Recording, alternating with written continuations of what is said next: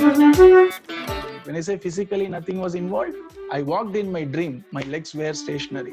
I did a big sand castle in my dream, my hands were stationary. I saw a wonderful sunset in the beach in my dream, but my eyes were closed. Do you see? Do you see the beauty of that experience? Huh? I hope you are awed by it, because I was the first time when Swamiji told me about it and made me think. I was awed. I was overawed, you see. And because I was super awed, because it suddenly explained a lot of things.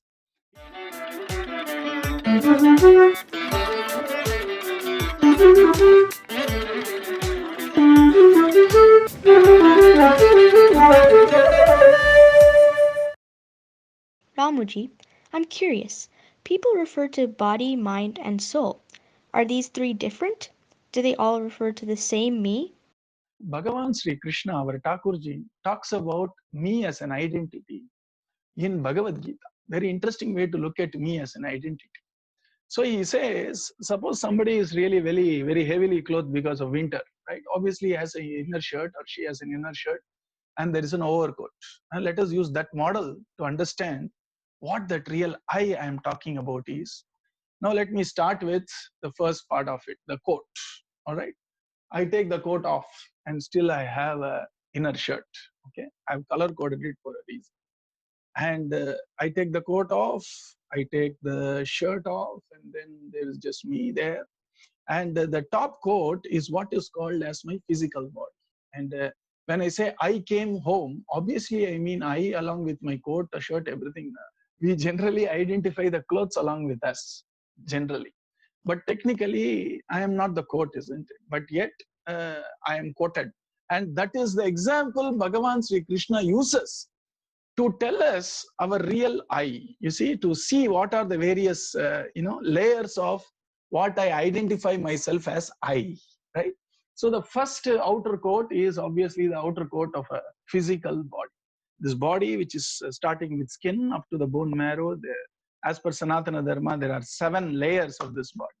And that which is the physical body, which can be touched, which can be seen, which can be, all the 5 sense organs we can apply on this. I can see it, I can smell it, I can taste it, etc. Whatever materials are like that, it's all called the physical body.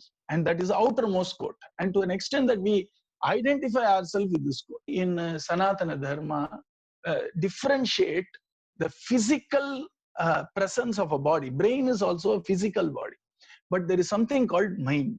There is something called thought. There is something called understanding. We want to model it separately from a physical body. And yes, thinking may happen because of some electricity passing in my head or some chemicals moving around in my head. All that is merely physical movements. But apart from the physical movement, there is something magical happening in me. I'm understanding something. I'm thinking about something. I'm emoting about something. And in Sanatana Dharma, we separate it as what I call as the inner shirt of a, can I use the word, astral body. When I say astral, in Sanskritam, it's called Sukshma Sarira. And then there is somebody left out here. And let me call that person who is left out here the real me or the causal body and consciousness. And that consciousness is something very different from, believe it or not, the mind and matter. So here we have 3 here, physical matter body, and the mental side of our body. And then I have what is called as something, let me call it causal side of the body. Okay, I'll call it causal body. Be with me, I'll tell you why I call it so. When we are living, we are actually living with all the 3 bodies working in unison. I'll give you an example.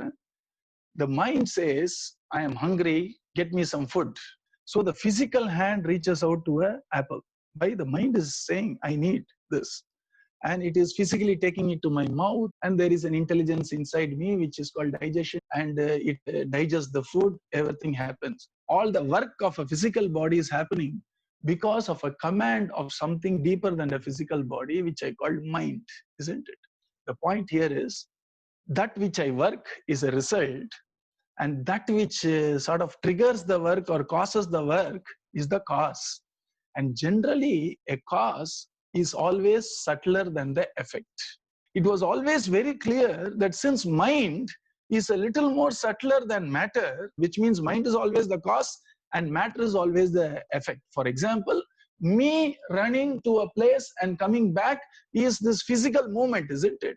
That's a effect of my mind saying, I need to get the ball right now. So decision was made in a very subtle plane and it was executed on a gross or a physical plane. So be very clear that that which is subtle, and that which precedes an action is always a cause. So generally, that which is the effect is always in the physical plane. So the outermost coat of the physical body generally is greatly influenced by this shirt inside, which is called the astral body or the mental plane. And now there is something deeper than the astral body, or it's called the causal body. Now you just hear the terms and I'll tell you what it is. The causal body, as per Sanatana Dharma, based on my interpretation of what I heard from great souls, is your current birth imprint, which you carried from your earlier birth. And all your DNA structure, your genetics, all that stuff. As I said, genes are physical expression of something subtler. And that which we carry forward from the earlier Janma is what we call as latent impressions. And that is what forms your genetic makeup when, wherever you're born, you see. And so we call it as a causal body. So obviously, causal body has a great say on the mental body. And the mental body has a great say on the outer coat, because we all know that now they are discovering a lot of things. Genetics can play a lot of things in our health. You see, there are some people who are less prone to getting infected, etc. Some people who are less prone to some terminal illnesses and diseases, including cancer, etc. All that is come now, you see. And so they are even looking at trying to modify the genes to make them more strong. All that is happening now means as you go subtler and subtler, they understand that's the upstream cause of a lot of downstream issues, right? You are with me, right? So science is getting a little more crisper now, isn't it? So now they are trying to even alter this genetic makeup to see if I can be more resilient to infections and all. They're doing that. What does it mean? This is what we call as a causal body. And this causal body is very, very subtle. So you can't show me causal body. I can't even show you my thought inside now.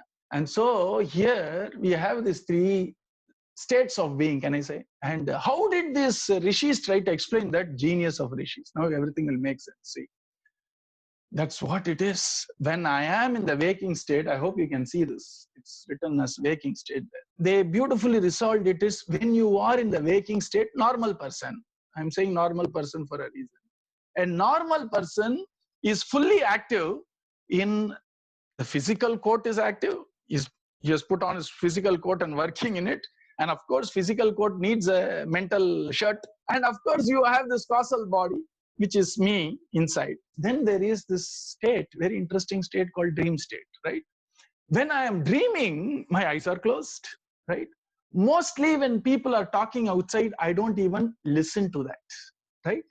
Yet, I get a very, very, very interesting experience. And that interesting experience is dream.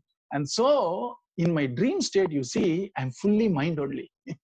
Physically, I'm not moving anywhere. Physically, I'm not seeing. Okay, it is all the mind which conjures up all that images in my dream. Have you ever thought about it? And that is the state where only my astral part of me is most active.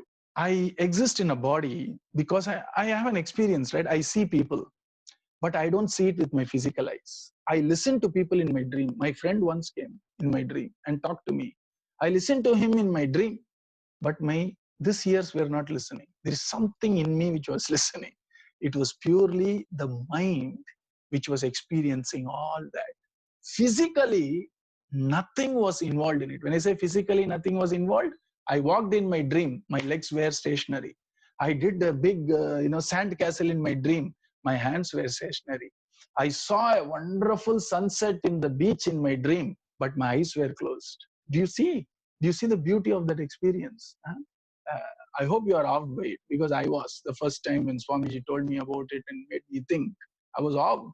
I was overawed, you see, and because I was super awed, because it suddenly explained a lot of things. It is just the mind in the dream existing. You see? Now do you understand? That is the reason why the rishis said, when you are awake, you are wearing all the three levels of your existence. The three me, all the three are there. In my dream, what happened to my physical body? You see? In my dream, what happened to me? It was there. How do you know? When I wake up, I had this body. Now, when you wake up, you had this. In the dream, where was this body? Now, think about it a little bit, because it will help you to understand this dark question which one of you asked, which is an important question. And finally, even more interesting experience, you say, is this experience called deep sleep, dreamless sleep. Generally, in our Sanatana Dharma, we separate dream and sleep. Of course, you sleep and dream, okay, but they are not one and the same state. Now, in my deep sleep, what do I see? What do I think? Actually, it's all dark, isn't it? Actually, it is, I think, nothing there. I'm not even aware I am there. It's total darkness. But then, please be with me and think deeply about it. When I ask you in the morning and say, Radhe Radhe, how was your night yesterday? Did you sleep well? What would you say? Everybody said, I slept very well. It's a normal answer. It was not inferred, because mind was not there to infer. So it was what is called as an experience, which is very difficult to see through the mind, because mind was not there now. That's where our rishis speak. And that's where Sanatana Dharma departs to a deeper level than the most of the mainstream Western philosophy. When you are in the state of deep sleep where you are not thinking, you existed, because intuitively when you wake up, you said, I slept well. It was refreshing. Of course, when you were sleeping, you could not know you were sleeping, because you were sleeping in darkness. And that's what we call the deep sleep state as a causal body. But now, for now, we have three existence, or three states of existence. We have three experiences in our day-to-day life. I am awake, I am sleeping, or I'm sleeping and dreaming. So when I don't dream and I'm sleeping, I call it deep sleep.